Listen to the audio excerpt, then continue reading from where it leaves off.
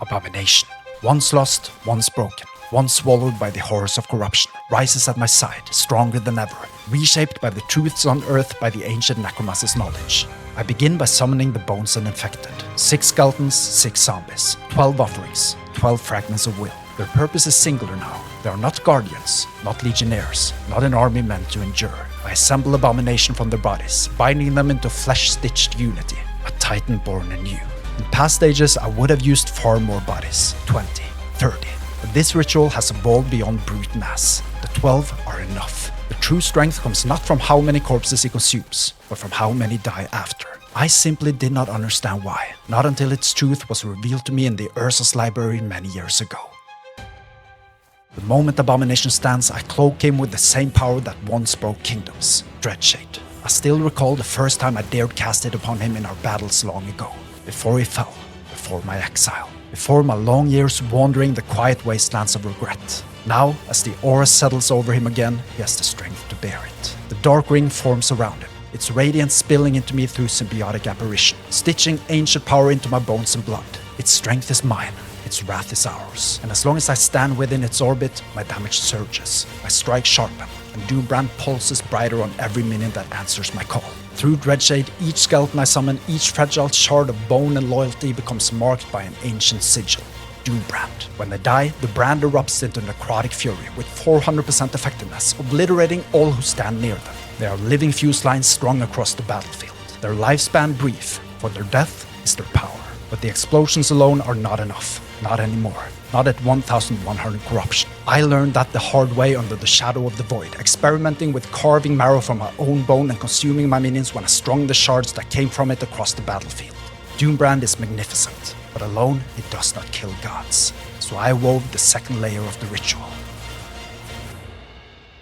Abomination does not devour my minions now. He unleashes them. Deep in his skill tree lies the secret I once overlooked, the node I walked past 100 times before exile dulled my pride enough to reconsider. Destruction Engine. When he tears apart a minion, it is my sacrifice that triggers. My spell, my explosion, my power. Each death becomes a double detonation. Sacrifice's explosion, Doombrand's necrotic burst. Each sacrifice chains between the skeletons, making one cast into several eruptions, making enemies wounded and bleeding. And we take advantage of the bleeding wounds with the ancient knowledge of multiplicative damage against bleeding enemies. The battlefield becomes a symphony of annihilation, synchronized, controlled, lethal. But even that was not enough. Not until I reforged the ritual with the wisdom I found hidden in the dust-choked corners of Ursa's library. If you're enjoying this video so far, it would mean a lot to me if you hit the thumbs up like button. Exile carved patience into my bones, but the Ursa's library carved truth. I still remember the moment the runes lit beneath my fingers, revealing what the ancient necromancers had sealed away centuries ago, a pact whispered only between the dead. When one minion dies, the others rise stronger. Effigies, the missing piece, the covenant I needed and never saw. Now, each time a skeleton dies, Abomination restores 20% of his life, a tide of vitality so relentless it borders on immortal. As long as I keep the flow of bodies steady, his health surges like a beating drum, each pulse a reminder that the dead remember the king.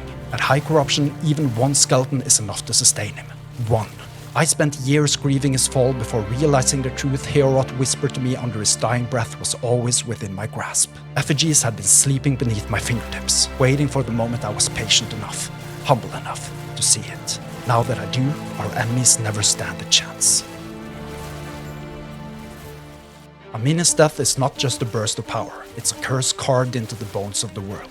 Through the power of cursed blood, whenever one of my minions dies, the enemies around them are cursed with marked for death, stripping 25% of all their resistances. A wound inflicted not by blade, but by inevitability. And to sharpen each hit, I weave bone curse over the battlefield.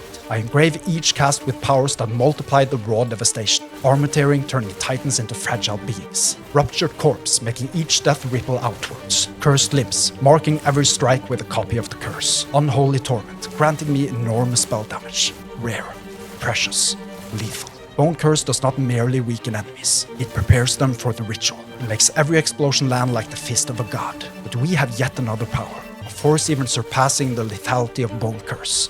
By the way, did you know you can get exclusive perks such as early access to my videos days before they go public? You can get this by clicking the join button below the video. And remember to like and subscribe to stay tuned for more videos like this. Every hit we deal is a critical strike. Not figuratively, not occasionally, literally every single one. With 140% critical strike chance, we surpass certainty itself, and with the True Sight Glass Amulet, every percent beyond 100 becomes a chance to unleash a deadly strike. 4 out of every 10 hits become deadly strikes, blessed with an additional 300% critical strike multiplier. Each one is a death sentence. This amulet is an artifact of truth. It lets me see the path no one else saw, and reshape the ritual around it. Its power alone could anchor an entire build, but here, it becomes the beating heart of a much larger machine. Our defenses are not passive. They are predatory.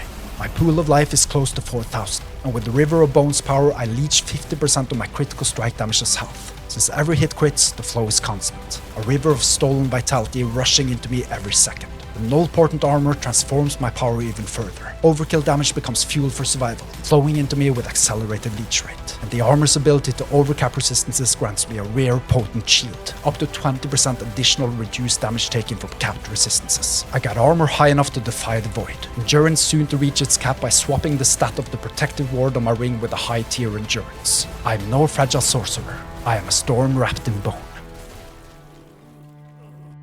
Every skeleton that dies does so willingly.